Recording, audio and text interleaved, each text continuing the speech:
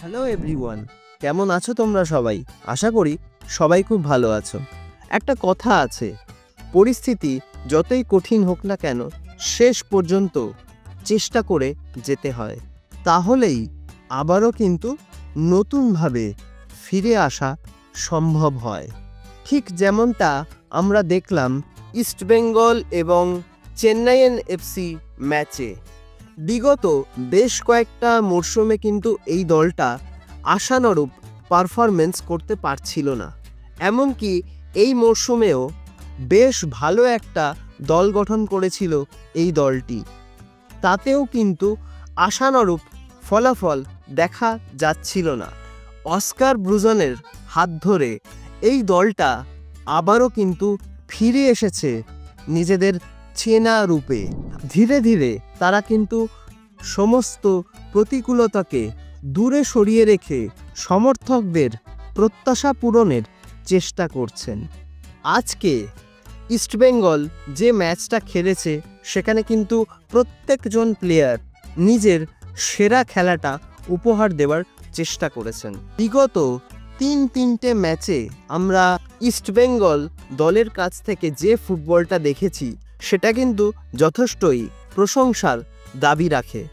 আর আমার মনে হয় এই দলটার সবচেয়ে বড় যেটা প্লাস পয়েন্ট এই মুহূর্তে দাঁড়িয়ে সেটা হচ্ছে তাদের পজিটিভ মাইন্ডসেট এবং যে কটা গোলের সুযোগ এই ম্যাচে তৈরি হয়েছে সেখান থেকে গোলগুলোকে কনভার্ট করা।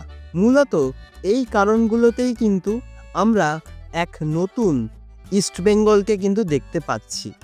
আজকে পুরো ম্যাচে ইস্টবেঙ্গলের ডিফেন্স, মিডফিল্ড এবং আপফ্রন্টের প্রত্যেকজন প্লেয়ার কিন্তু সত্যি দারুণ একটা ম্যাচ উপহার দিয়েছে। এবং আজকের ম্যাচে ক্লেটন সিলভা তিনিও কিন্তু বেশ কিছুটা ম্যাচ টাইম পেয়েছেন এবং তিনিও কিন্তু যথেষ্ট ভালো খেলার চেষ্টা করেছেন। হ্যাঁ, তিনি হয়তো আজকে গোল করতে পারেননি, বাট গোল করার মতন বেশ কিছু পরিস্থিতি কিন্তু তৈরি হয়েছিল। নাওরেম মহেশ সিংয়ের পাস থেকে একটা দুর্দান্ত মাইনাস করেছিলেন সাউল ক্রেসপো, আর সেখান থেকে কিন্তু প্রথম গোলটা তুলে নিয়ে আসেন বিষ্ণু। এবং দ্বিতীয় গোলটা নিয়ে যতই বলবো ততই হয়তো কম বলা হবে। যেভাবে অ্যাজ আ সাবস্টিটিউট মাঠে নেমে জিকসান সিং যে দূরপাল্লার শটে একটা অবিস্মরণীয় গোল করলেন সেটা কিন্তু সত্যি মনে রাখার মতন।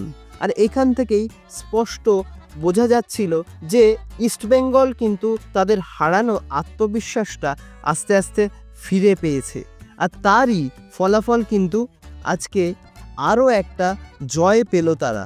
পরপর বেশ কয়েকটা ম্যাচে কিন্তু তারা জয় পেল এবং নিজেদের ফিরে আসার বার্তাটাও হয়তো খানিকটা দিয়ে গেল ইস্টবেঙ্গল।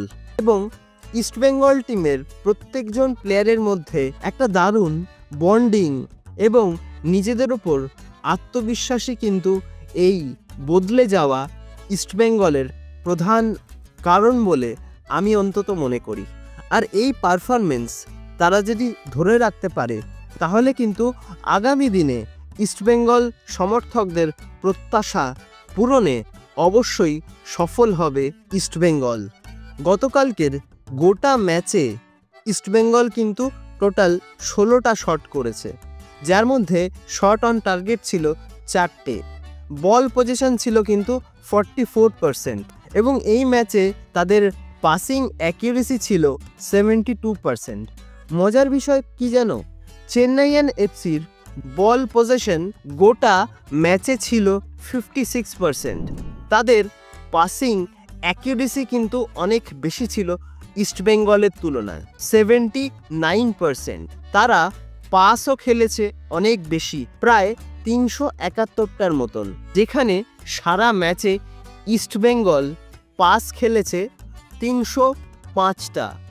কিন্তু চেন্নাইয়ান এফসি যে গোলের সুযোগগুলো পেয়েছিল সেগুলোকে তারা গোলে কনভার্ট করতে পারেনি। উল্টো থেকে ইস্টবেঙ্গল যে কটা সুযোগ পেয়েছে সেখান থেকে কিন্তু তারা খুব গুরুত্বপূর্ণ সময়ে গুরুত্বপূর্ণ দুটো গোল করে ম্যাচের ফারাকটা গড়ে দিয়েছিলেন। তবে এই ম্যাচে জয় পেলেও একজন অত্যন্ত গুরুত্বপূর্ণ ফুটবলার, যিনি কিন্তু প্রায় প্রত্যেকটা ম্যাচেই নিজের সেরা খেলাটা উপহার দেওয়ার চেষ্টা করেন এবং প্রচুর গোলের সুযোগ তৈরি করারও চেষ্টা করেন, তিনি কিন্তু চোট পেয়ে মাঠের বাইরে চলে গেলেন। তিনি কিন্তু ইনজিওর্ড হয়ে মাঠের বাইরে চলে গেলেন। আর তার পরিবর্তে নামা জিকসন সিং যে গোলটা স্কোর করলেন, সত্যি সেটা কিন্তু অসাধারণ। তবে আশা করা যায় সাউল ক্রেসপো কিন্তু খুব তাড়াতাড়ি হয়তো মাঠে ফিরে আসবেন এবং একটা অসাধারণ ফুটবল আমাদেরকে উপহার দেবেন।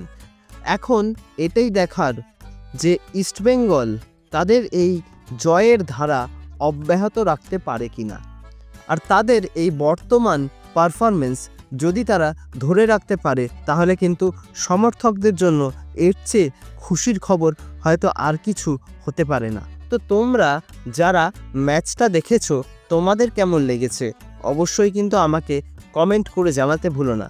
আর ভিডিওটা ভালো লাগলে লাইক, কমেন্ট, শেয়ার এবং সাবস্ক্রাইবটাও কিন্তু করে দিও।